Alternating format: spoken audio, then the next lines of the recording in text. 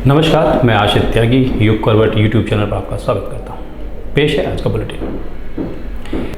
25 जून को नोएडा और साहिबाबाद में भारतीय जनता पार्टी की दो बड़ी जनसभाएं होंगी। नोएडा में जनसभा सुबह होगी जिसमें मुख्यमंत्री योगी आदित्यनाथ शामिल होंगे। साहिबाबाद में शाम को सभा होगी, उसको उप मुख्यमंत्री केशव प्रसाद मौर्य संबोधित करेंगे। ये जानकारी भाजपा के क्षेत्रीय अध्यक्ष सत्येंद्र सिसोदिया ने दी। भाजपा का 30 जून तक महा जनसंपर्क अभियान चल रहा है। इसी क्रम में पश्चिम यूपी के 14 जिलों में जनसभाओं का आयोजन किया जा रहा है। पश्चिम यूपी के क्षेत्रीय अध्यक्ष सत्येंद्र सिसोदिया ने बताया कि इस अभियान के तहत 25 जून को उत्तर प्रदेश के मुख्यमंत्री नोएडा में और डिप्टी सीएम केशव प्रसाद मौर्य साहिबाबाद में जनसभा करेंगे। साहिबाबाद में होने वाली जनसभा में 10,000 कार्यकर्ताओं के जुटने का लक्ष्य रखा गया है। इसमें उन्हें भाजपा के 9 साल के कार्यकाल और नीतियों के बारे में बताया जाएगा।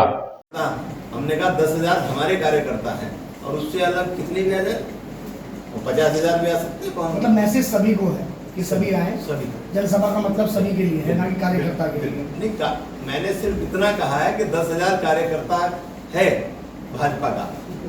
30 जून को केंद्रीय गृह मंत्री अमित शाह की जनसभा बिजनौर में होगी। भाजपा के क्षेत्रीय अध्यक्ष ने बताया कि 21 से 30 जून तक विशेष संपर्क अभियान चलाया जा रहा है, जिसमें संगठन के सभी बूथ स्तर से लेकर राष्ट्रीय स्तर के नेता लोगों से घर घर जाकर संपर्क करेंगे। इस दौरान लोगों को भाजपा के कार्यकाल का रिपोर्ट कार्ड भी बताया जाएगा। लोकसभा क्षेत्र के प्रमुख लोगों से भी संपर्क कर समर्थन की अपील की जाएगी। जनसभा की जानकारी देते हुए क्षेत्रीय अध्यक्ष ने बताया कि सीएम नोएडा में सुबह जनसभा करेंगे और साहिबाबाद में डिप्टी सीएम शाम को जनसभा करेंगे। इसके अलावा कल कई स्थानों पर योग दिवस के कार्यक्रम होंगे जिनमें जनप्रतिनिधि उपस्थित होंगे। जनसभा का उद्देश्य बताते हुए सत्येंद्र सिसोदिया ने कहा कि कार्यकर्ताओं को सरकार के कार्यकाल और उनकी योजनाओं के बारे में बताया जाएगा ताकि वो जनता को इसकी जानकारी दे सकें। स्थान हंजरपुर पार्क जनकपुरी में है, खजूर पार्क में यहाँ पे जो है 25 खजूर पार्क साहिबाबाद। विपक्षी दलों के गठबंधन पर क्षेत्रीय अध्यक्ष ने कहा कि भाजपा को रोकने के लिए विपक्षी गठबंधन कर रहे हैं, लेकिन असल में गठबंधन कमजोर लोग करते हैं। भाजपा कमजोर नहीं है और ना उसे गठबंधन की जरूरत है, लेकिन अगर कोई इसमें शामिल होता है तो उसका स्वागत है, क्योंकि ये भाजपा का गठबंधन नहीं बल्कि उसका विस्तार है। ब्यूरो रिपोर्ट, युग करवट। गाजियाबाद के प्रसिद्ध दुधेश्वर नाथ मंदिर में 2 दिन का संत समागम कार्यक्रम होगा। यह आयोजन 22 और 23 जून को किया जाएगा। इसमें ब्रह्मलीन महंतों और संतों को श्रद्धांजलि दी जाएगी, साथ ही कवि सम्मेलन भी होगा। श्री दुधेश्वर नाथ मंदिर के ब्रह्मलीन गुरु श्री महंत गौरीगिरी महाराज और अन्य संतों की याद में 2 दिन का संत सनातन महाकुंभ मंदिर में आयोजित किया जाएगा। ये महाकुंभ 22 और 23 जून को होगा। साथ ही जूना अखाड़ा के अंतर्राष्ट्रीय प्रवक्ता और मंदिर के पीठाधीश्वर नारायण गिरी महाराज का दिल्ली मंडल का अध्यक्ष चुने जाने पर शपथ और अभिनंदन समारोह भी होगा। महामंडलेश्वर नवल किशोर दास ने बताया कि मंदिर परिसर में 22 जून को दिल्ली संत महामंडल का 1 दिवसीय अधिवेशन किया जाएगा, जिसमें महंत नारायण गिरी महाराज को दिल्ली संत महामंडल का अध्यक्ष बनने पर संतों द्वारा सम्मानित किया जाएगा। रात में कवि सम्मेलन का आयोजन होगा, जिसमें विजेंद्र सिंह परवाज, सुनहरी लाल, राज कौशिक, वंदना कुंवर रायजादा, पीयूष मालवीय, मोहित शौर्य जैसे कवि काव्य पाठ करेंगे। 30 जून को संत महाकुंभ का शुभारंभ सुबह 10 बजे ब्रह्मलीन श्री महंत गौरीगिरी महाराज और सिद्ध महंतों संतों को श्रद्धांजलि अर्पित करके की जाएगी। इसके बाद श्री पंचनाम जूना अखाड़ा वाराणसी के अंतरराष्ट्रीय अध्यक्ष सभापति महंत प्रेमगिरी महाराज सहित अन्य महामंडलेश्वरों और सिद्ध संतों द्वारा धर्म पर चर्चा की जाएगी। विशिष्ट अतिथि विहिप के कार्यकारी अध्यक्ष आलोक कुमार होंगे। श्रद्धांजलि सभा के बाद संत भंडारा होगा, जिसमें हजारों साधु संत प्रसाद ग्रहण करेंगे। ब्यूरो रिपोर्ट, युग करवट। गाजियाबाद में भगवान जगन्नाथ यात्रा निकाली गई। इस यात्रा का आयोजन श्री श्री राधा मदन मोहन मंदिर द्वारा किया गया। यात्रा का शुभारंभ रईसपुर चौक से हुआ, जो विभिन्न मार्गों से होते हुए राजनगर तक पहुंची। इस बीच रास्ते में अनेक स्थानों पर यात्रा का लोगों ने स्वागत किया। यात्रा मार्ग को आकर्षक रंगोलियों से सजाया गया था। यात्रा में रॉक बैंड था तो वृंदावन से आए कलाकारों की झांकियाँ भी थी। अनेक स्थानों पर यात्रा का स्वागत करने के बाद लोगों ने प्रसाद भी ग्रहण किया। लोगों ने बड़े भाव से इस यात्रा का आनंद लिया।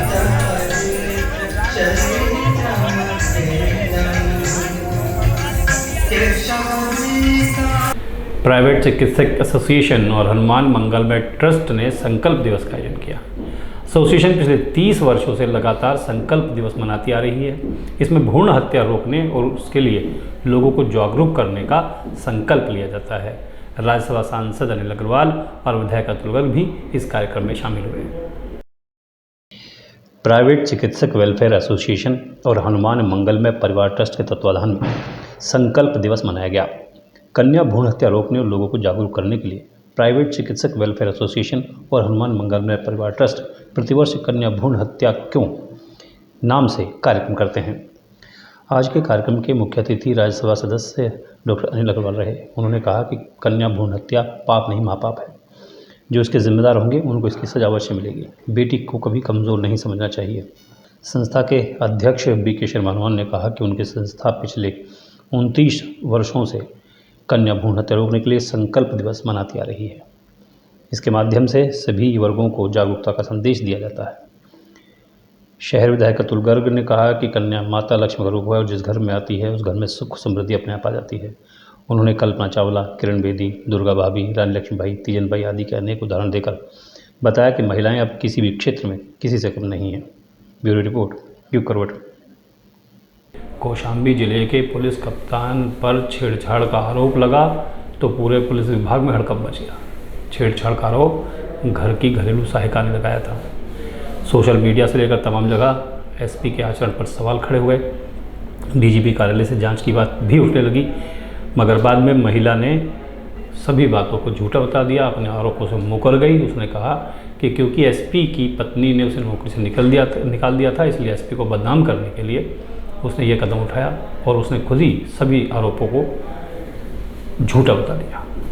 काम पे लगाया गया था तो मैंने यहाँ काम कर रही थी सर, और बाकी जो कुछ काम बिगड़ गया था छोटे लाल फालवर से, तो उसे मेन साहब डांट के बाहर कर दिए थे। उसके दूसरे रोज हमसे एक प्लेट टूट गई थी। प्लेट के बारे में हमको डांटे, बहुत फटकारे मेम साहब ने। हमने उसके बाद बंगला से कहीं निकल जाइए, तुम काम यहाँ मत करो। तो हम बोला चलो हम काम यहाँ नहीं करेंगे, हम चले जा रहे हैं। तो सर हम इसलिए अपने मन में ठान के रोके यहाँ से चले गए। हम जाए अपने घर पहुँची। घर से हमने मन में ठानी कि एसपी साहब को हम फंसा देंगे, इसलिए कि हमको बंगले से रोजी रोटी हमारी लगी थी, हमको यहाँ से बाहर किया गया।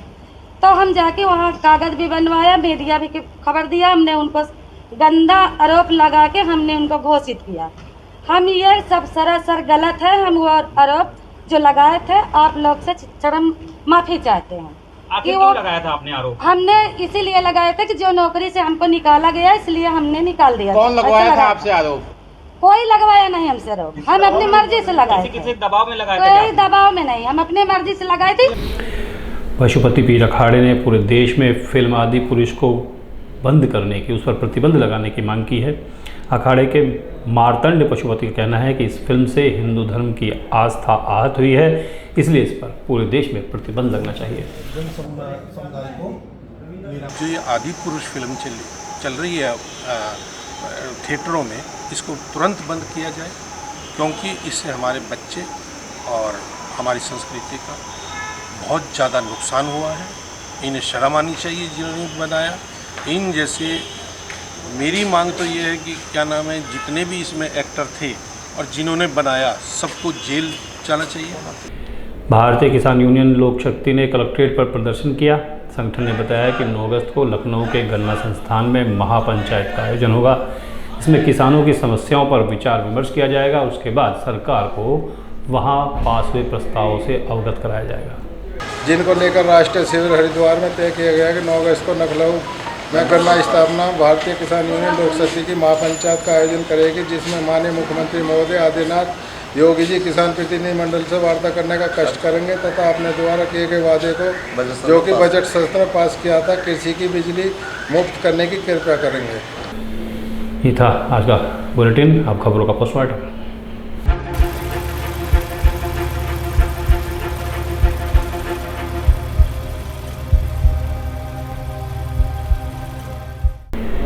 प्रधानमंत्री नरेंद्र मोदी अपनी अमेरिका यात्रा पर हैं। इस यात्रा पर विश्व भर की नज़र लगी हुई है, क्योंकि ये पहली राजनयिक यात्रा है। इससे पहले इस तरह की राजनयिक यात्रा पर तब के प्रधानमंत्री डॉक्टर मनमोहन सिंह गए थे। उसके बाद या उससे पहले किसी भी प्रधानमंत्री को इस तरह राजनयिक यात्रा पर नहीं बुलाया गया।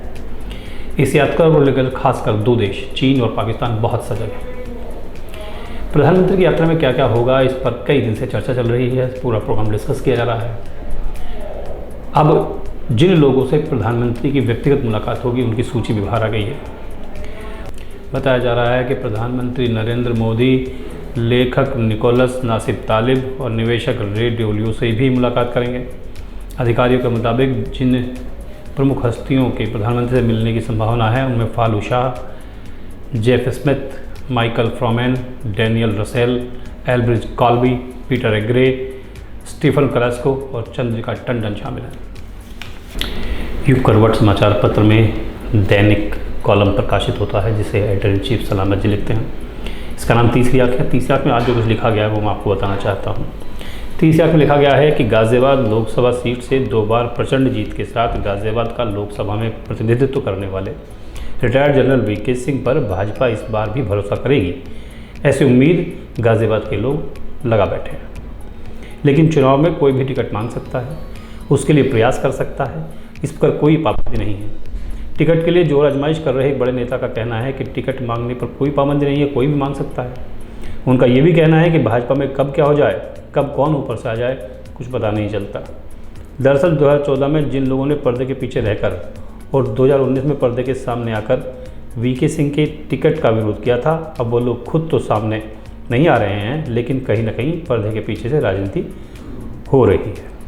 एक बड़े नेता खुलकर टिकट के लिए आवेदन जरूर कर रहे हैं, उनको कुछ जनप्रतिनिधियों का समर्थन भी मिला हुआ है, लेकिन कहीं ना कहीं वो जनता के बीच वीके सिंह की छवि को लेकर बैकफुट पड़ जाते हैं। भाजपा के एक बड़े नेता ने कहा कि टिकट के लिए पहले से भविष्यवाणी ठीक नहीं है, क्योंकि ये भाजपा है, यहाँ पता नहीं कब क्या हो जाए। हालांकि कुछ लोग फिर भी बाहरी उम्मीदवार का नारा बुलंद करने की कोशिश में हैं, लेकिन वीके सिंह को अब कोई बाहरी नहीं मानता, इसलिए बाहरी की बात करने वाले का कोई समर्थन नहीं हो रहा है। वो जनता के बीच हैं, विकास के मामले में उनको सबको पीछे छोड़ दिया है। बाहरी की बात करें तो गाज़ियाबाद में तो 70% से अधिक लोग बाहर से ही आकर बसे हुए हैं। बाहर के ही लोग राजनीति करते हैं, व्यापार करते हैं, कारोबार करते हैं, रिश्ते भी बनाते हैं। पहले के सांसद की बात की जाए तो केएन सिंह, रमेश चंद्र तोमर भी बाहर से आकर चुनाव लड़े थे। बहरहाल चुनावी मौसम शुरू हो गया है, कोई भी दावा कर सकता है, कोई भी टिकट मांग सकता है। ये लोकतांत्रिक अधिकार है, तय पार्टी तो वरना है। 23 जून को विपक्ष की दलों की एक संयुक्त बैठक होने जा रही है। ये बैठक कांग्रेस के लिए बड़ी परेशानी लेकर आ सकती है। दरअसल इस बारे में केजरीवाल ने कहा कि उन्हें उम्मीद है कि 23 जून को जो बैठक होने वाली है उसमें सभी पार्टियां कांग्रेस से सवाल करेंगी। वे पूछेंगे कि दिल्ली को लेकर केंद्र द्वारा जो अध्यादेश लाया गया है उस पर कांग्रेस का रुख क्या है। उन्होंने कहा कि उनको लगता है कि सभी विपक्षी दल एक सुर में कांग्रेस से ये सवाल जरूर करेंगे। इस कांग्रेस से मैं उम्मीद करता हूँ सारी पार्टियां पूछेंगी उस मीटिंग में, भाई आप अपना स्टैंड बताइए।